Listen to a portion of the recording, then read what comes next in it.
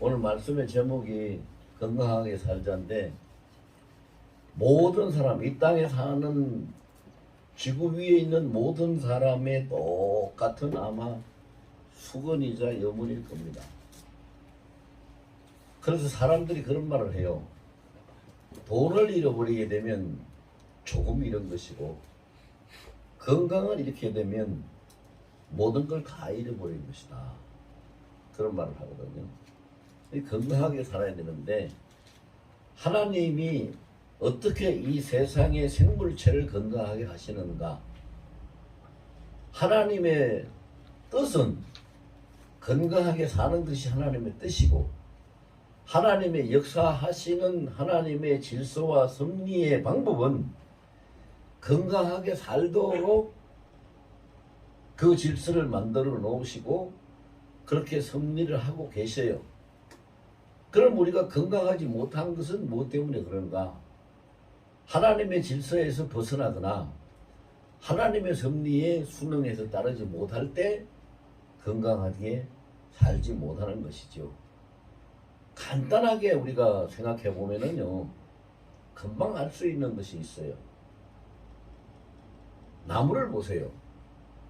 사람들이 나무를, 예를 들어서 사과나무를 본다, 포도나무를 본다, 어떤 나무를 볼 때 사과가 많이 달려있고 아니면 포도가 많이 달려있는 그 나무를 볼 때, 와, 그 참 사과가 좋은 사과가 많이 달렸다.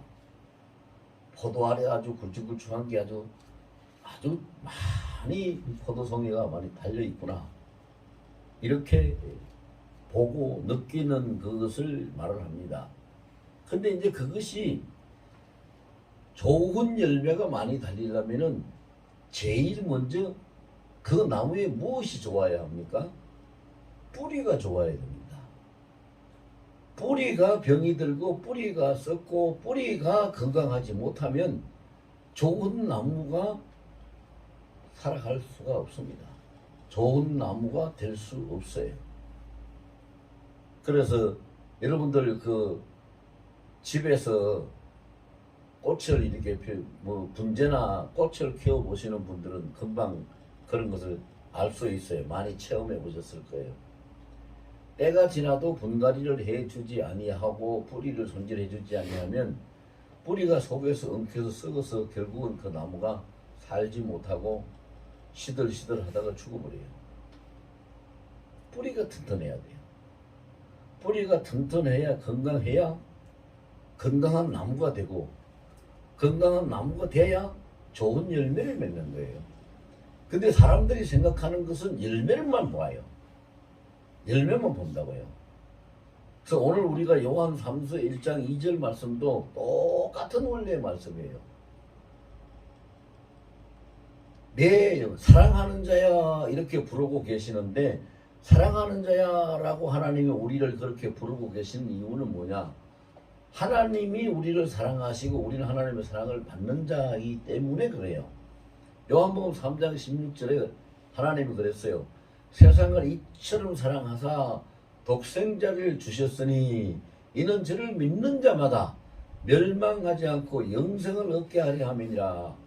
그래서 사랑하셨기 때문에 독생자를 주셨고, 믿는 믿음을 통해서 멸망당하지 않고 영생을 얻게 하려고 독생자를 주셨다는 그 말씀을 하고 계시죠.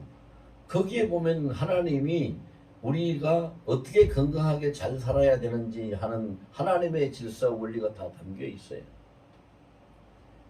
하나님이 하시는 자, 그 사랑을 우리가 받고 그 사랑을 믿고 따를 때에 우리는 멸망치 않고 영원히 살 수 있는 영생을 얻게 된다 하는 것이죠.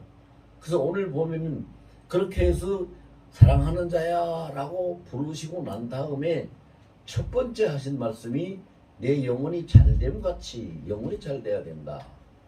영혼이 잘 돼야 된다.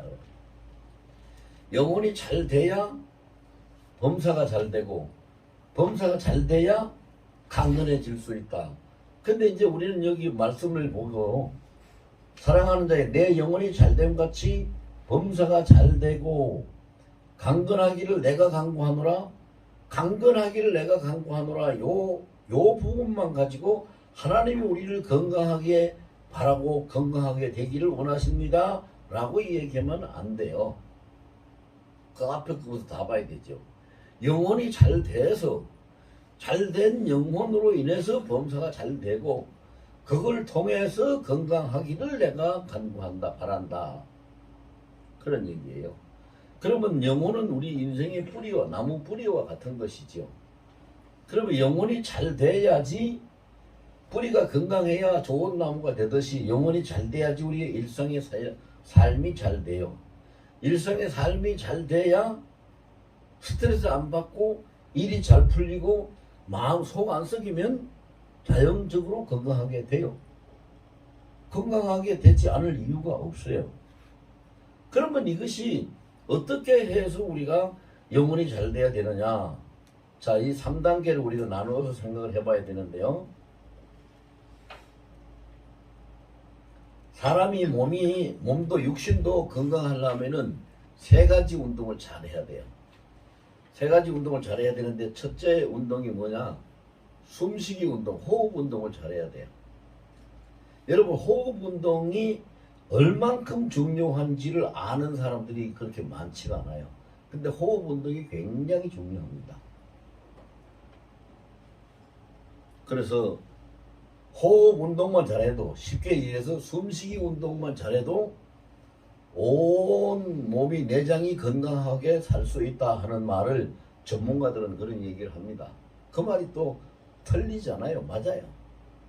그래서 호흡에는 우리가 두 가지가 있어요. 일상호흡이 있고 심호흡이 있어요.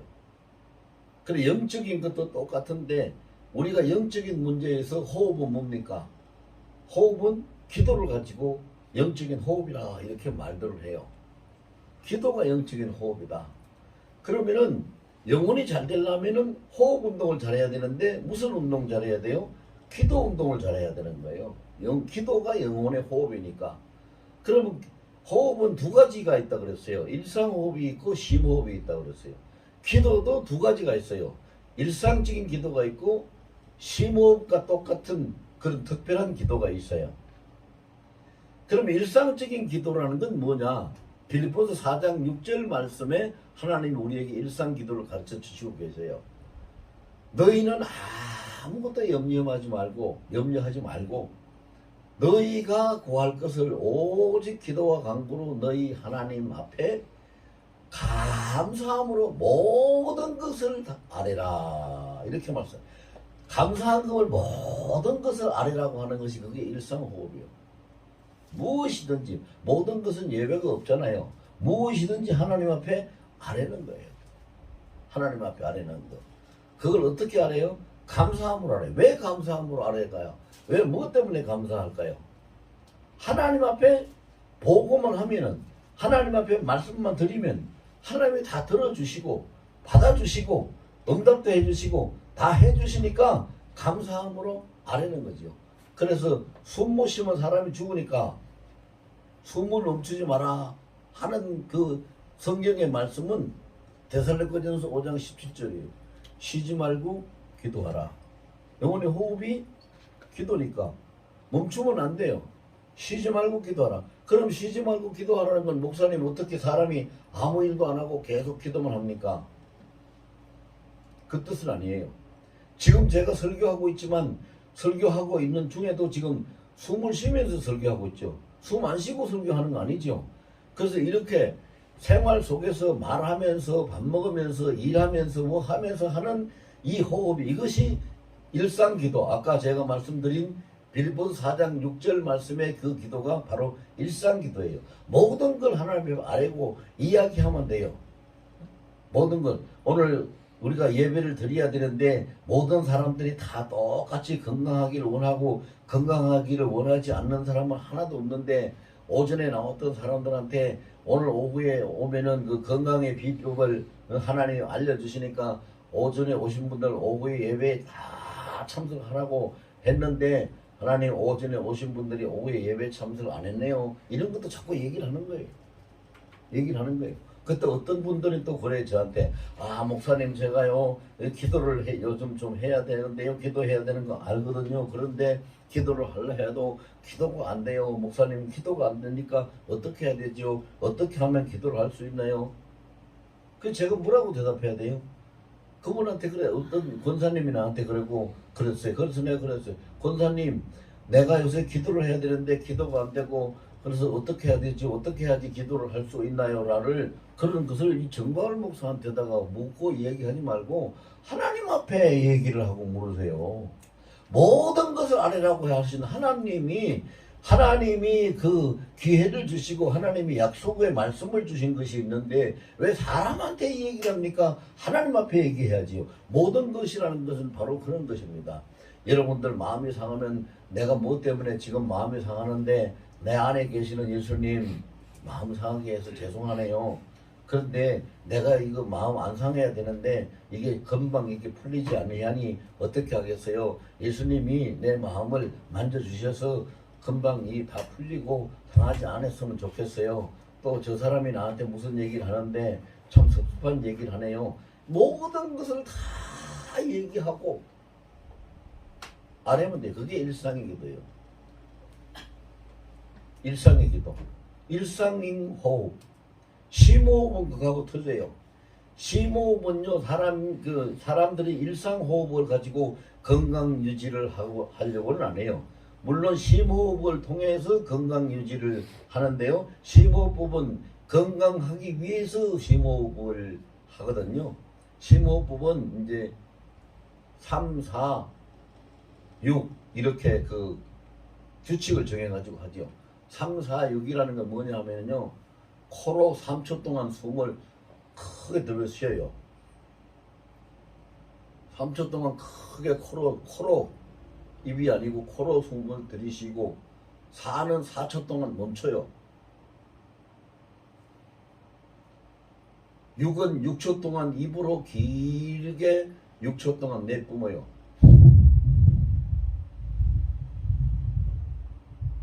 이걸 반복하는 거예요. 이게 심호흡법이에요.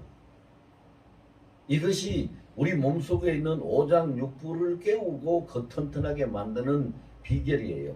그래서 심호흡을 통해 가지고 그래서 여러분들이 보건체조나 국민체조 같은 거 하면 끝에 가서 꼭 그 숨쉬기 운동을 마지막에 시키죠. 그 숨쉬기 운동을 시킬 때 그 숨쉬기 운동을 올바른 방법으로 잘 해야 그 운동의 효과가 100% 나는 거예요. 그와 같이 영적인 문제도 기도도 심호흡적인 기도가 있어요. 자, 일상호흡적인 기도는 빌립보서 4장 6절이라고 했어요. 그리고 항상 호흡을 해야 되고 숨을 쉬어야 된다. 그러니까 기도를 쉬지 않아야 된다는 건 데살로니가전서 5장 17절이라고 했어요. 그럼 심호흡법은 어디 있느냐? 심호흡법은 마태복음 6장 33절이 심호흡법이에요. 그러므로 너희는 먼저 그 나라와 그의 의를 구하라. 그리하면 모든 것, 여기 또 예외가 없어요. 모든 것을 너희에게 더하시리라. 이렇게 말씀하고 계세요.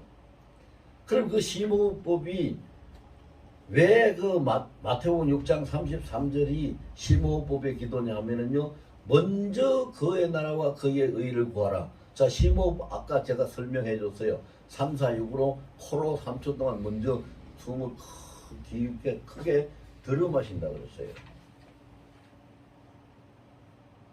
들어 마시는 거. 이것처럼 먼저 하나님의 뜻, 하나님의 통치가 무엇인지를 구해서 내가 먼저 받아들이는 것이 처음이에요. 먼저예요. 가장 먼저예요. 그래서 하나님의 통치가 내게 임하게 해달라고, 하나님이 나를 다스려 달라고 코로 숨을 길게 들여 마시듯이 하나님의 통치를 받기 위해서, 하나님의 그 다스리는 손길을 얻기 위해서 먼저 기도하는 거예요. 그 다음에 코로 들여 마시고 난 다음에는 4초 동안은 가만히 쉰다 그랬어요. 쉬는 건 왜 쉬는가? 그게 들여 마신 호흡을 조정을 하고 그것이 다시 내 뿜을 때의 그 효과가 나타나도록 하기 위해서 멈추는 그 시간이거든요. 우리도 마찬가지예요. 기도도 똑같아요. 먼저 하나님의 나라, 그 하나님의 통치가 임하도록 구하고 하나님의 통치가 임할 때 우리는 온전히 그것을 받아들여서 하나님의 통치를 따를 수 있도록 내 마음을 모든 생각과 모든 것을 다 멈추고 하나님의 그 뜻을 받아들이고 마음을 정돈하고 하나님께서 내 마음을 주장해서 이끌어 갈 수 있는 기회를 드리기 위해서 기다리는 시간, 멈춰서 준비하고 기다리는 시간이 있는 거예요. 그 다음에 이제 입으로 길게 6초 동안 내 뿜는다 그랬잖아요. 이거는 뭐냐? 하나님의 통치를 내가 구했고 그 하나님의 통치가 내게 임하셨고 내가 그 뜻을 받아들여서 마음의 준비를 갖추면 하나님이 나를 통해서 일하실 때에 그것은 들어마신 그 갑절만큼 길게 많이 내 뿜어가지고 많이 그 실행에 옮겨가지고 그것을 내 믿음도 영혼도 건강하게 만드는 비결, 그것이 이제 영적인 호흡법이에요. 일상기도와 심호흡 기도. 여러분 이거 아무것도 아닌 것 같은데 참 중요한 거예요. 참 중요한 거예요. 우리가 이 기도를 일상기도하고 심호흡적인 이 기도를 해보면은요, 정말로 내가 그전에 알지 못했던 것이 알아지고 보이지 않던 것이 보여지고 하나님을 모르고 들리지도 않고 보이지도 않고 걷던 사람도 하나님을 자꾸 알게 되고 깨달아지게 되고 하나님의 손길이 보이게 되고 그 음성이 들리게 되는 운동이 바로 이 영적인 호흡법이에요. 이걸 계속 반복해야 돼요.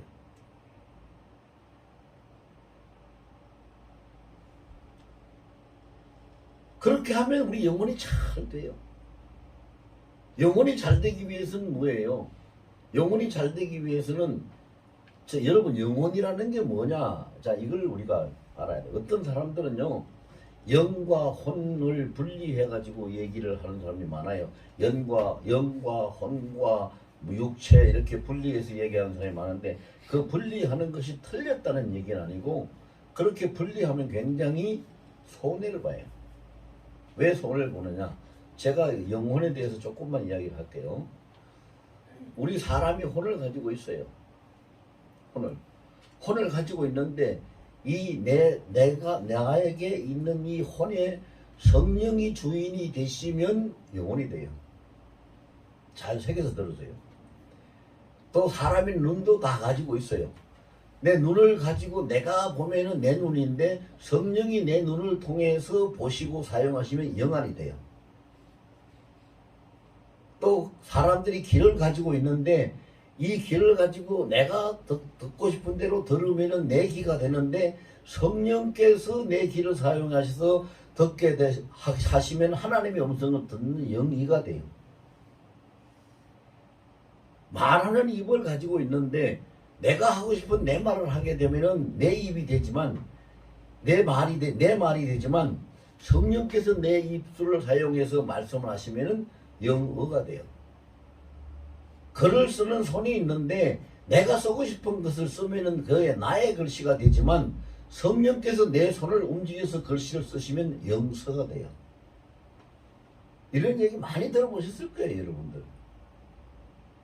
그런데 내 혼이 성령께서 함께 하시고 성령께서 주장하시는 혼이 돼야지 영혼이지 왜 그걸 자꾸 영과 혼과 왜 자꾸 구분을 왜 따로 떼놓으려고 그래요? 영혼입니다. 영혼. 그래서 오늘 성경에도 오늘 말씀에도 그랬잖아요. 내 영혼이 잘됨 같이 영혼이라고 그랬죠. 영과 혼이 잘됨 같이 따로 떼서 말씀 안 하셨어요. 영혼이 잘됨 같이 범사가 잘되고 나무는 뿌리가 좋아야지 나무가 좋아지고 나무가 좋아져야 열매가 좋다고 그랬어요. 마찬가지로 우리 사람도 마찬가지인데 영혼이 잘 돼야 우리 몸의 뿌리인 영혼이 잘 돼야 모든 것이 잘 돼요. 그래서 영혼이 잘 돼야 이게 먼저예요. 두 번째는 뭐가 잘 돼야 되냐면 범사가 잘 되고 그래서 오늘 본문에 보니까 범사는 여러분 뭐에 달려 있어요? 여러분들 다 아시잖아요. 사람들 이구동성으로 다 하는 말이 있어요. 범사는 뭐에 달려 있어요? 세상 만사는 뭐에 달려 있다? 마음먹기에 달려 있다. 그렇죠? 다 그래 말하죠? 그러니까 범사가 잘 되는 건 마음 운동을 잘해야 돼요. 마음 운동. 마음 운동을 잘해야 되기 때문에 잠언서 4장 23절에서 보면 하나님이 그렇게 말씀하셨어요. 이 세상에서 지킬 만한 무릇 어떤 것보다도 더욱 내 마음을 지켜라. 생명의 근원이 이에서 남이니라. 마음 운동, 마음 먹기에 달려있는 거예요. 그래서 우리가 마음 운동을 잘해야 되는데 잠언서 4장 18절부터 22절까지 보면은요, 내 아들아 들으라 하고 하나님이 말씀하시는 그 말씀을 쭉 해가지고 22절에 기록하기를 이것을 가진 자는 그 영혼 몸이 강건하여 진실지니라. 그 다음에 23절에 무릇 지킬 만한 것보다 더욱 내 마음을 지키라. 생명의 근원이 이에서 남이니라 하고 쭉 기록을 하고 있어요. 그게 마음 운동이에요. 마음 운동이 잘 돼야 돼요. 많은 사람 마음 먹기에 달렸다. 모든 사람들이 다 그렇게 말을 해요. 그럼 우리 마음 운동을 어떻게 할 것인가? 마음 운동을 어떻게 할 것이냐? 제일 처음에 마음 운동을 잘 할 수 있는 방법은요, 좋은 마음을 가져야 돼요. 마태복음 13장에 보면 예수님이 씨 뿌리는 비유를 말씀해 주세요. 그래, 그 씨 뿌리는 비유를 말씀하실 때 보면은 밭을 이야기하죠. 길가밭, 돌밭, 가시밭, 좋은 옥토밭, 이렇게 말씀하세요. 그럼 우리가 옥토밭을 가져야 되거든요. 우리 마음이 옥토밭이 되게 해야지 마음 운동을 제대로 할 수가 있어요. 그 옥토밭이 된다는 것은 어떻게 해야지 옥토밭이 될까요? 옥토가 뭡니까? 첫째는 부드러워요. 그리고 촉촉하고 그름기가 있어요. 영양분이 많죠. 그리고 식물이 잘 자랄 수 있는 박테리아나 모든 여건들을 갖추고 있어요. 그게 옥토밭이에요. 우리 사람 마음도 마찬가지예요. 부드러운 마음, 즉 온유한 마음을 가져야 돼요.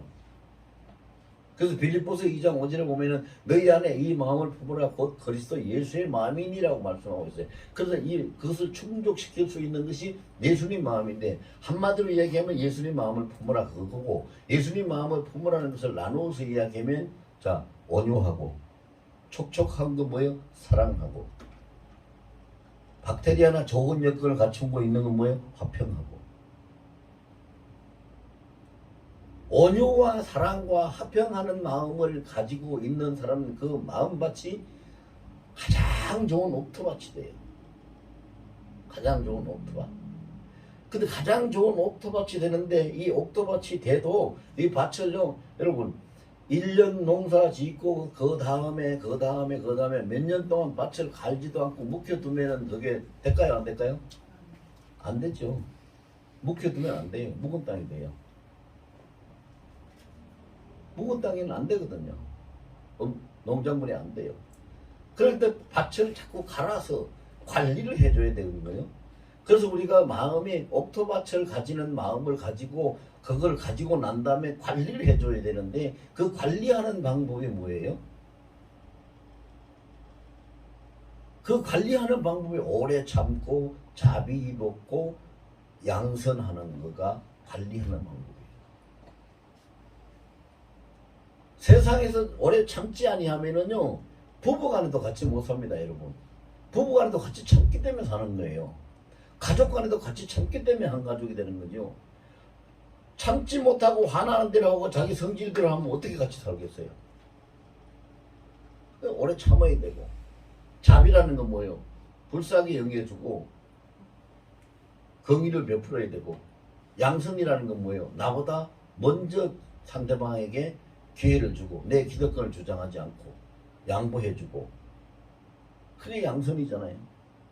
이런 그 마음 운동을 좋은 마음을 품고 난 다음에 마음 운동을 잘 하라. 그래서 결국은 이것이 갈라디아서 5장 22절에서 23절 2절 말씀에 기록된 성령의 9가지 열매가 있는데, 성령의 9가지 열매를 보면은 이 마음 운동하는 것을 아주 질서대로 하나님이 잘 얘기해 놨어요.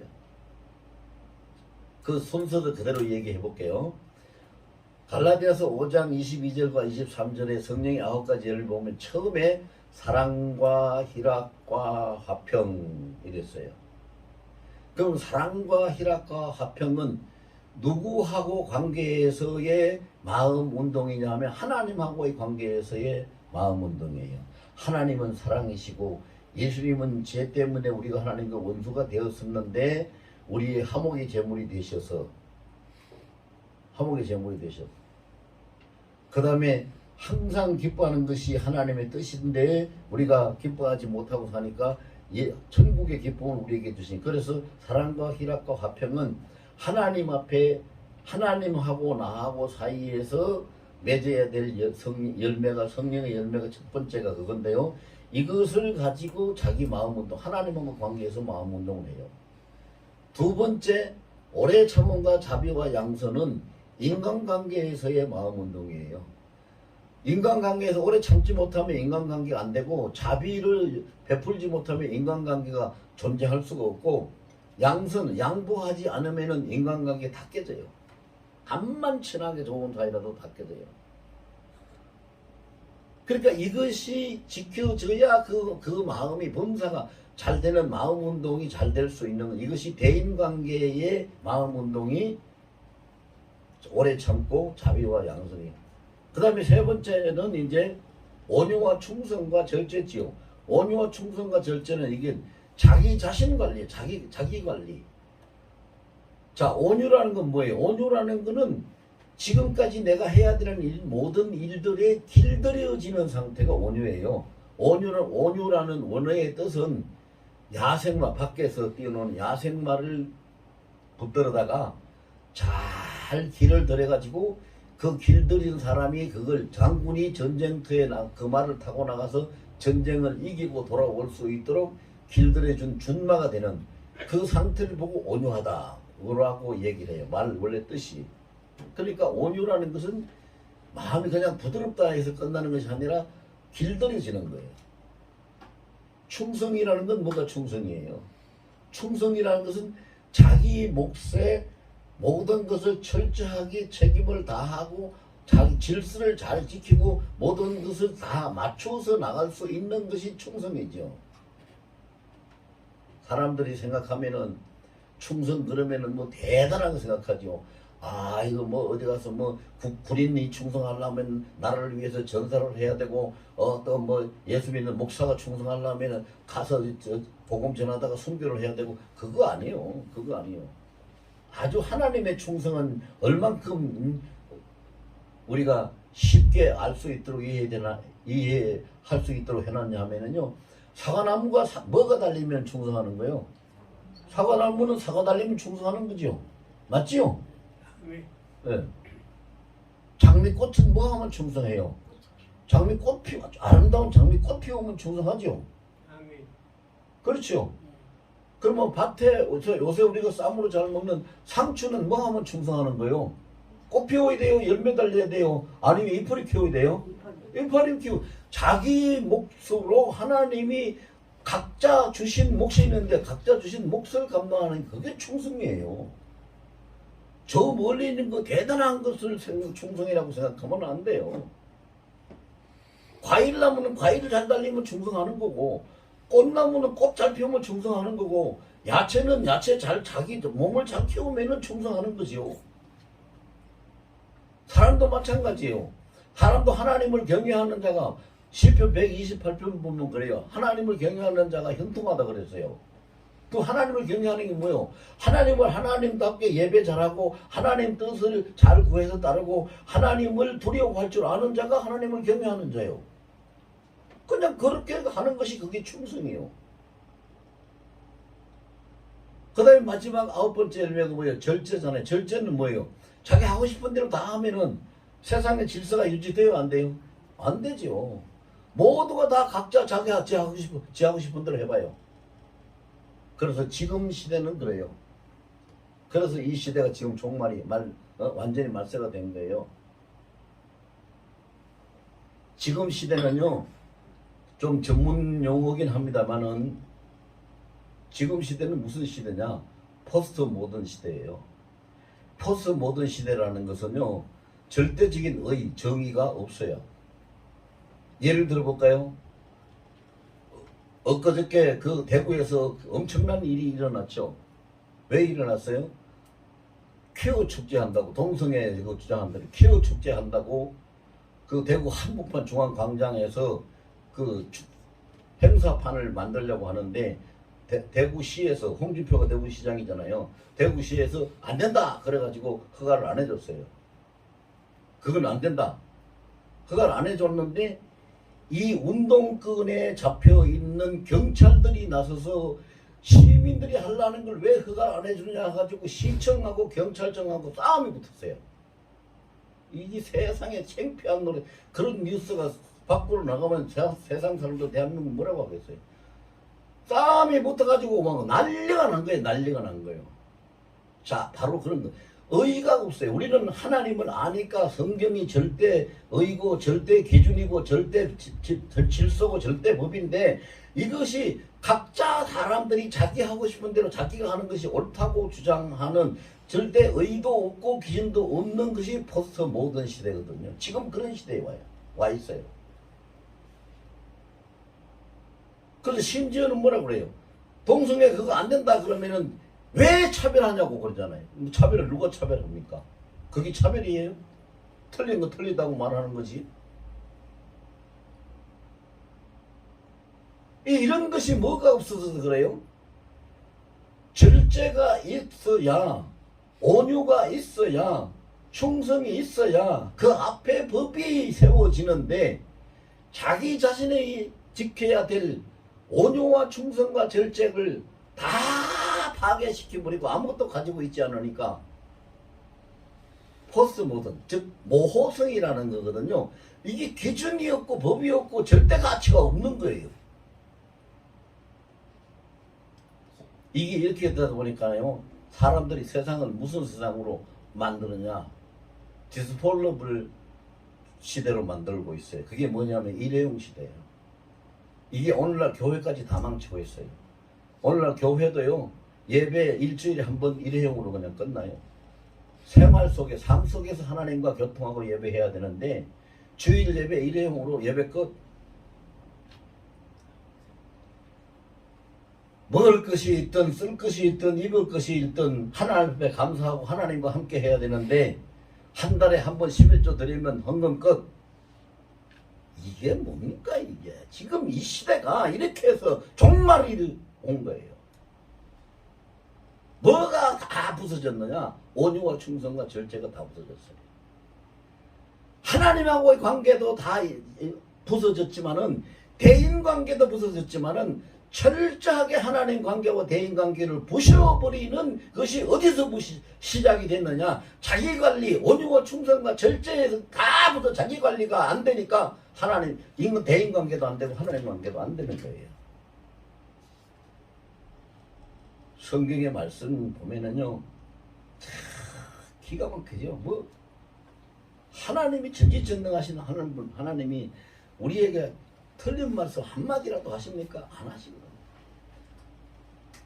성경에 보면은요, 장수로는 1189장밖에 안 되고 절수로는 31,170석절밖에 안 돼요. 그런데 하나님이 우리를 살리시기 위해 가지고 우리에게 필요한 언약으로 약속하신 언약으로 두신 말씀은 32,500가지가 있어요.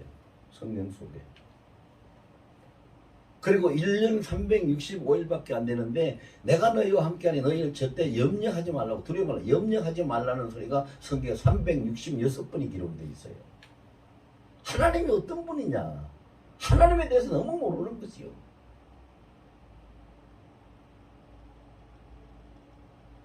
그 다음에 마지막으로 강건이 뭐 육체잖아요. 육체, 강건하기를 내가 강구하노라고 했어요. 육체, 몸이 건강하려면은 사람들이 어떻게 합니까? 다 이거 모르는 사람은 아무도 없어요. 자, 몸이 건강하려면 첫째 뭐 해야 돼요? 식이요법 잘 해야 돼요. 그렇죠? 음식 아무거나 막 먹으면 안 되죠? 가릴 거 당뇨병 환자다, 고혈압 환자다, 뭐가다, 어떻다, 뭐 대사증후군이 있다, 뭐가 있다 그러면은 가릴 거 가려야 되고 먹을 거 뭐 좋은 거 찾아서 먹어야 되고 식이요법 필요하죠. 두 번째 뭐예요? 반드시 운동해야 운동 안 하면 안 됩니다. 운동요법이 필요하죠. 그 다음에 세 번째는 뭐예요? 식이요법이나 운동요법이 하루 이틀 사흘 만에 끝나는 것이 아니라 계속 몇 년 평생 해야 되니까 반복요법이 필요해요. 그래야 몸이 건강한 거예요. 하나님이 우리에게 말씀하시는 것도 똑같은 방법이에요. 식이요법 뭐예요? 여러분 사람이 모르는 사람이 서로 만나고 친해지는 가장 빨리 친해질 수 있는 방법이 뭘까요? 밥 먹는 거예요. 밥 같이 먹으면 제일 빨리 친해져요. 실제라니까요. 여러분 실제 그래요. 이웃집에 살아도요. 식사 같이 한 번도 같이 밥 같이 안 먹은 사람은 안 친해져요. 그런데 거리가 좀 떨어져서 살아도 우리 밥 만나자 밥 먹자 그래가지고 밥 자주 먹는 사람은 친해져요. 이 식이요법도 밥을 잘 먹어야 되거든요. 누구하고 잘 먹어야 돼요? 예수님하고 잘 먹어야 돼요. 예수님하고 잘 먹어야 된다니까요. 예수님하고 어떻게 하면 식사를 잘 여러분 하루에 몇 번든 간에 예수님하고 같이 밥 먹고 예수님하고 식사하는 여러분들 되시기를 예수님으로 꼭 당부하고 축원합니다. 아멘. 어떻게 예수님하고 식사를 같이 해야 될까요? 예를 들어서 오늘 본문 가지고 예를 들자면요. 사랑하는 자여 내 영혼이 잘된 같이 범사가 잘되고 강건하기를 내가 간구하노라. 그러는데 예수님 이것을 저에게 받아먹으라고 이 말씀을 주셨는데요.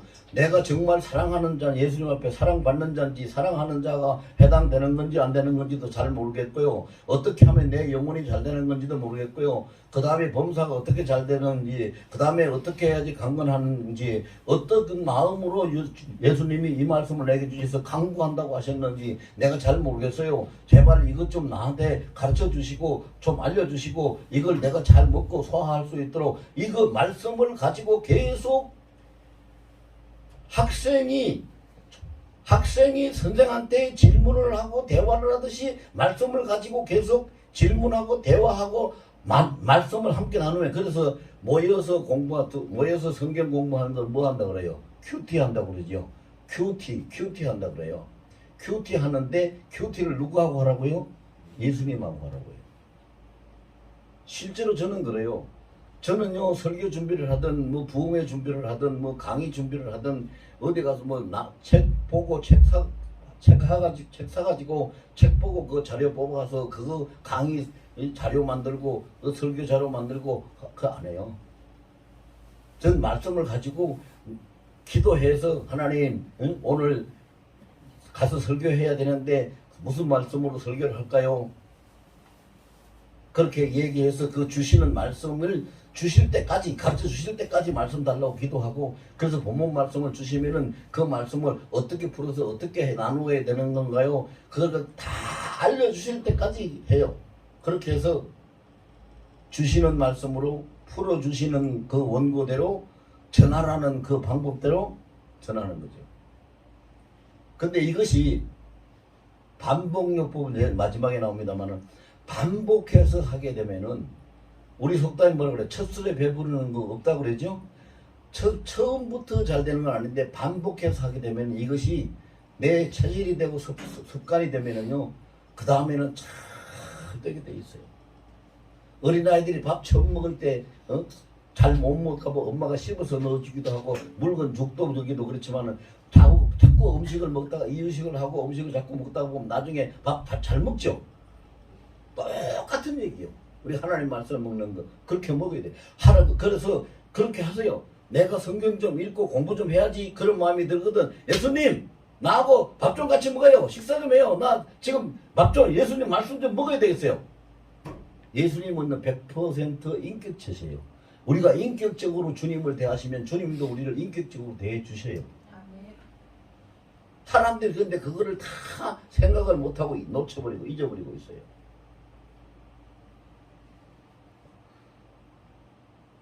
근데 저하고 아주 친하게 지내는 어떤 분이 있어요. 그분이요, 기도를 하루에 5시간 내지, 못해도 5시간 내지 6시간씩 기도하시는 분이고, 성경을 1년에 20독씩 하시는 분이에요. 1년에 20독. 나는 그 사람 반도 못 따라가요. 대단한 사람이요. 근데 그분이 무슨 문제가 있고 의문사항이 있으면 꼭 나한테 전화해요. 목사님, 이건 어떻게 풀어야 됩니까? 그걸 왜 나한테 물어보십니까? 나보다 더 잘하시는데. 아니요. 나는 내 수준에서 아는 것이지요. 목사님이 아시는 그 수준에서 나는 이걸 몰라요. 나도 잘 모르겠는데요. 그럼 주님 앞에 좀 물어봐 주세요. 아니, 자기는 그거 물어보면 안 됩니까? 근데 자기가 물어봐도 되는데 그 사람이 왜 나한테 그런 부탁을 할까? 훈련이 안 돼 있으니까 이게 안 되는 거예요. 훈련이 안 되니까 어색한 거예요. 그래서 반복이 없고 반복 훈련이 필요해요. 계속 날마다 반복하면 그게 돼요.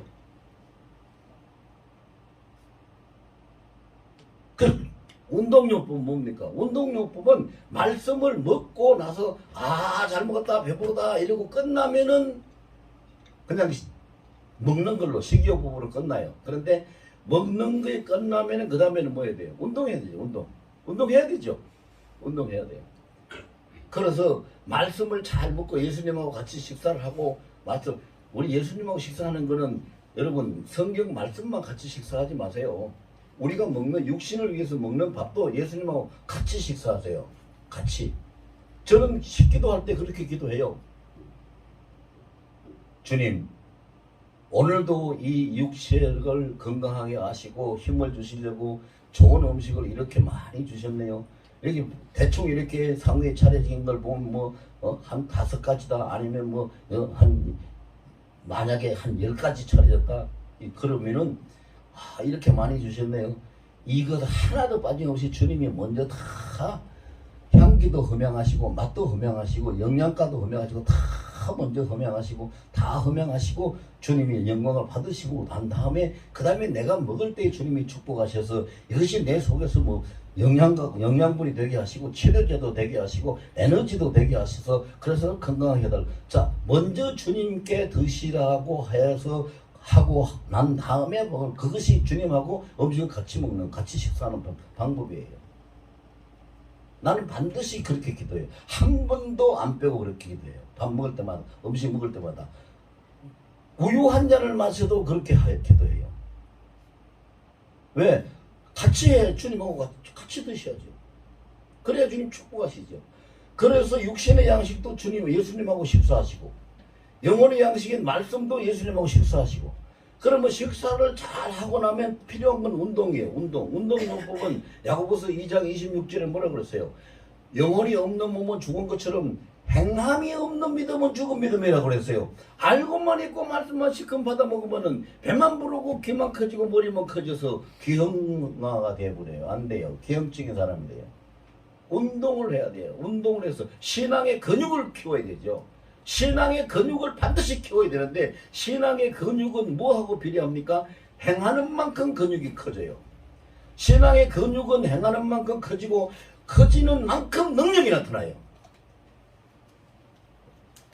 이게 운동요법이요. 말씀을 한마디 받아 먹은 말씀을 실천해야 돼. 행하세요. 행하면 행하는 그 말씀을 통해서 내 믿음의 능력이 나타나는 거예요. 마가복음 9장 23절에 예수님 뭐라고 했어요? 할 수 있거든이 무엇을 말이냐? 믿는 자에게는 능히 하지 못할 일이 없는지라고 그랬어요. 그 능력이 어디서 나타나요? 행함으로부터 나타나는 거예요. 그 다음에 마지막은 아까 이야기했죠. 자, 이렇게 식이요법 하는 거, 운동요법 하는 거를 날마다 어떻게? 반복하라. 이게 반복요법이에요. 날마다 반복해야 돼. 날마다. 언제까지? 주님 오실 때까지. 주님 오실 때까지. 여러분, 기도도요, 기도할 줄 모르는, 교회 오래 안 다니시는 분들은 그런 말 가끔 잘해요. 나 목사님 기도를 하고 싶은데요, 기도 할 줄을 몰라요. 그러면 주기도문만 외우세요. 주기도문을 1년 동안 외우든지 3년 동안 외우든지 주기도문을 외워보세요. 주기도문 하세요. 예수님이 이렇게 너희는 이렇게 기도하라고 그랬으니까 주기도문 해보세요. 외우지 말고 주기도문을 붙들고 기도를 하시라고. 그럼 주기도문을 가지고 붙들고 기도를 하다 보면은 1년 지나고 2년 지나고 3년 지나고 만약에 그렇게 3년까지 가지도 안 하겠지만 1년까지도 채 안 가요. 몇 달만 지나도 사람이 달라져요. 그렇게 하다가 보면 그걸 반복하다 보면은요 자기도 모르게 엄청난 기도가 쏟아져 나오기 시작하고 기도를 하게 돼요. 내 믿음은 어떻게 키워요? 나는 큰 믿음을 좀 가지고 싶은데요. 그 큰 믿음이 있어야 능력이 생기잖아요. 그런 능력 있는 믿음을 가지고 싶은데요. 어떻게 내 믿음을 키워요? 그럼 저는 대답이 딱 정해져 있어요. 사도신경 신앙 고백을 100번이든 1000번이든 10,000번이든 계속 암송하세요. 전능하사 천지를 창조하신 하나님을 내가 믿사오기에 그부터 시작해가지고요. 영원히 사는 영생을, 부활과 영생을 믿는다는 그것을 계속 반복하면은요, 자신도 모르게 그 내용이 자기 속에 근육 속으로, 뼈 속으로, 피 속으로 다 들어가가지고 믿음의 능력이 돼가지고 믿음이 행동하는 믿음에 살아있는 믿음으로 나타나요. 반복요법이에요. 이것이. 이제 우리가 어떻게 해야지 건강한가를 알았어요. 그런데 사람들이 거꾸로 사니까 여러분 꼭 고무신 거꾸로 신고 가보세요. 길 갈 수 있는가 없는가. 거꾸로 살거든요. 어떻게 거꾸로 삽니까? 오늘 본문에는 분명히 영혼이 잘된 같이 범사가 잘되고 강건하기를 강구한다고 하나님은 그렇게 말씀하셨는데 우리는 뭐부터 해요? 몸부터 건강하려고 해요. 아프면 병원 가야 되고 좋은 거 있으면 먹고 몸부터 건강하게 만들고 몸이 건강해져야 일도 하지요. 몸도 건강해지고 일이 잘 돼야 그 다음에 교회 봉사도 하지요. 거꾸로 가고 있어. 거꾸로 가는데 그게 어떻게 돼요? 바로 가야 되는 거지. 순서가 맞아야지. 하나님하고의 관계에 있어서 영혼이 먼저 잘 돼야 돼. 그래서 내가 몸이 아프거나 내가 무슨 범사에 일이 틀어지거나 어떤 문제가 생겼을 때 제일 먼저 왜 이랬을까? 이걸 어떻게 한번 볼까? 누구한테 얘기해 볼까? 그렇게 생각하지 말고 하나님, 저에게 이런 문제가 생겼네요. 왜 생겼을까요? 제가 알지 못하는 뭐 실수를 한 거 있나요? 죄를 지은 거 있나요? 잘못한 거 있나요? 있으면 이거 바로 잡아야 되는데 알려달래요. 먼저 영혼 치료하도록 하나님 주님 앞에 나가고 영혼 치료가 되면은 자기가 뭘 잘못했는지 그 깨달아지는 걸 통해서 범사를 틀어진 일을 바로 잡을 수가 있고, 자 영혼이 치료가 되고 틀어진 일을 바로 잡으면 근심 걱정이 사라지니까 몸이 건강히 회복이 될 수가 있는 거예요. 이 순수 질서를 잘 지켜야 되는 거예요. 여러분들 하나님이 주신 말씀대로 영혼이 잘 되고 범사가 잘 되고 강건한 일생을 사시기를 예수 이름으로 축원합니다. 우리